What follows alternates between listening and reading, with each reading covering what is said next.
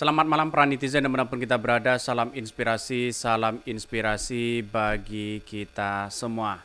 Ya, ada sebuah berita yang cukup heboh, kader perempuan PAN joget-joget TikTok di kantor Kemendak ya, Bawaslu buka suara ya. Masa kantor sebagai sebagai alat untuk hanya joget-joget di situ begitu kan ya.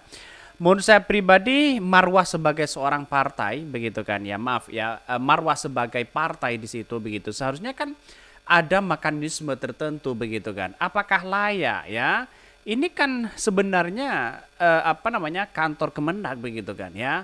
Kantor rakyat di situ begitu kan. Malah digunakan dengan hal-hal seperti itu begitu. Ini sangat disayangkan begitu. Seolah-olah semua apapun ya joget-joget sana sini begitu semau mereka begitu kan. Apakah seperti itu begitu? Maka ya melihat Partai PAN ini semakin memuakkan ya di hati masyarakat di situ begitu. Karena pada kenyataannya ya joget-joget ya seperti itu terus kelakuan mereka begitu. Apakah ini sebagai partai hanya joget-joget doang begitu kan ya?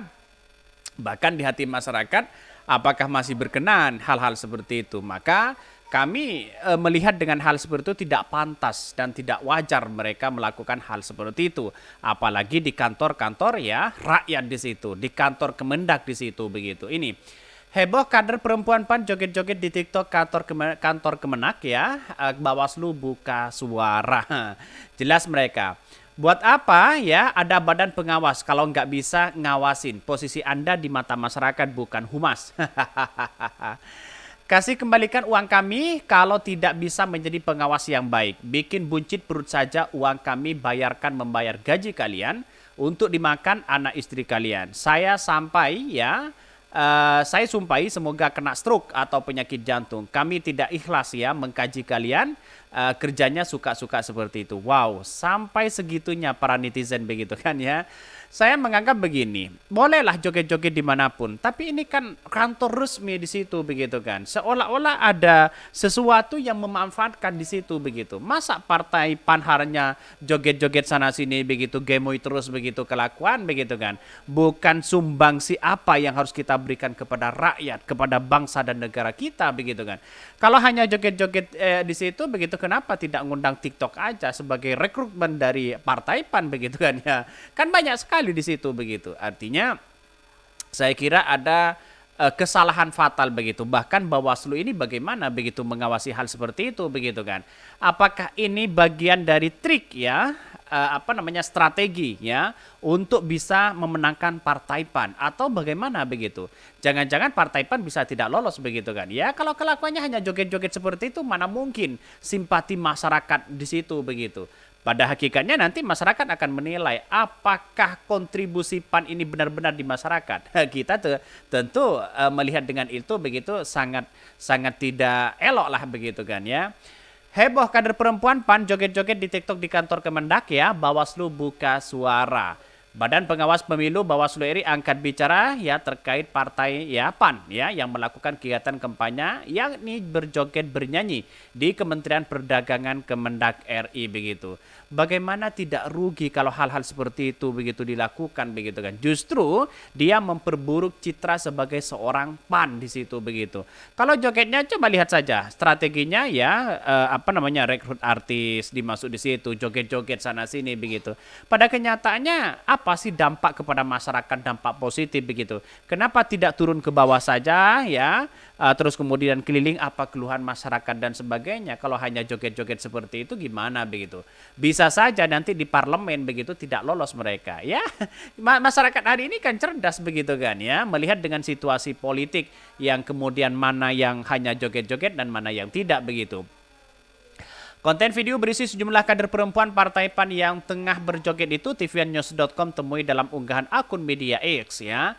Tampak 6 orang perempuan tengah berjoget menggunakan seragam partai. Terlihat juga anak dari Ketua Umum ya Zulkifli Hasan yakni Zeta Anjani. Ketua Bawaslu Harmad Bahaja mengatakan pihaknya tengah menyoroti hal tersebut. Kata dia saat ini pihaknya tengah mengkaji tindakan tersebut yang diduga pelanggaran. Benar gak ya apa yang sering saya sampaikan begitu kan. Bawaslu itu ada 4 ya yang mengatakan itu. Mengkaji ya, mendalami, mempelajari, mentelusuri begitu kan. Ya ditelusuri begitu kan ya. Empat inilah yang kemudian menjadi andalan mereka. Toh pada hakikatnya ke belakang begitu kan ya, beritanya sudah tenggelam mereka begitu. Toh pada hakikatnya hari ini kita lihat saja bagaimana kelakuan si Bahja begitu kan ya. Ya, kita Dewan Pengawas Bawaslu di situ begitu kan seharusnya bertindak, pecatlah ya orang-orang seperti ini mereka. Toh pada hakikatnya ya mengkaji, menelusuri begitu kan ya, mendalami begitu kan, terus kemudian mempelajari, itulah senjata mereka begitu. Toh pada akhirnya tidak ditindak mereka ya. Jadi saya sudah kenal betul begitu kan bagaimana karakter Bawaslu hari ini begitu. Ya hanya memberikan peringatan. Buat apa sih begitu kan? Ini bukan soal ceramah sana sini begitu kan ya, bukan soal siraman rohani begitu kan. Tapi tindakan mereka sebagai penegak di situ begitu, tindak mereka kan selesai mereka. Kalau hanya memperingati di sana sini, ini kan gimana begitu kan ya. Ketua Bawaslu Rahmat Bahja mengatakan pihaknya tengah menyoroti hal tersebut. Kata dia, saat ini pihaknya tengah mengkaji tindakan tersebut yang diduga pelanggaran. Bahkan ya satu sisi ada laporan, bukan laporan enggak ya, tapi sudah jadi perhatian kita dan lagi dikaji, ucap Bahja. Bahja mengatakan kantor pemerintahan dilarang untuk digunakan sebagai sarana kampanye para peserta pemilu. Hal ini sudah diatur dalam undang-undang ya. Ya kalau hanya berbicaranya hanya undang-undang begitu, tapi tidak ditindak bagaimana begitu? Kan kacau juga si Bawaslu di situ. Artinya kalau kita melihat dengan apa yang dilakukan selama ini, saya kira ada kekacauan yang sangat luar biasa kepada Bawaslu. Masa sebagai seorang Bawaslu hanya memberikan memperingati begitu kan ya, atau memberikan diperingatkan begitu kan ya. Jadi gimana begitu kan? Ada Bawaslu atau tidak begitu? Saya kira tidak ada manfaatnya begitu. Mending ya bubarkan aja, mending ya ganti saja ya Dewan Pengawas itu kepada Bahja di situ begitu kan, kepada Ketua Bawaslu RI begitu. Jadi kalau sudah ini semua, saya kira ada yang masih takut begitu untuk menindak itu begitu.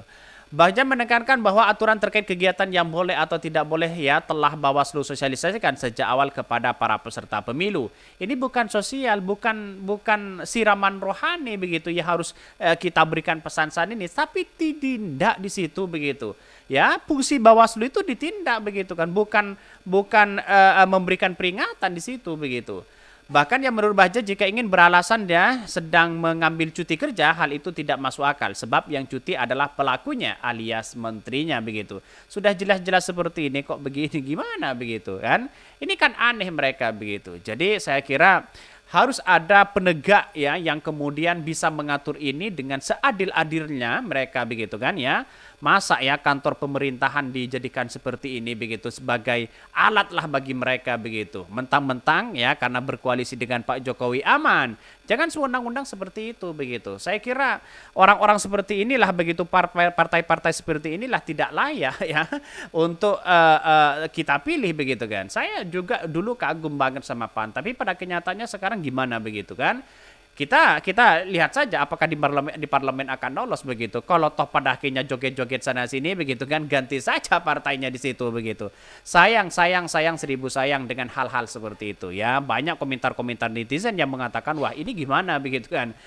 Bahkan ada yang mengatakan cuti itu kepada pejabat negara bukan kepada tempatnya. Kantor ini enggak ya pernah cuti, yang jelas pejabat negaranya ya, persennya yang cuti katanya begitu. Ya kritikan keras luar biasa.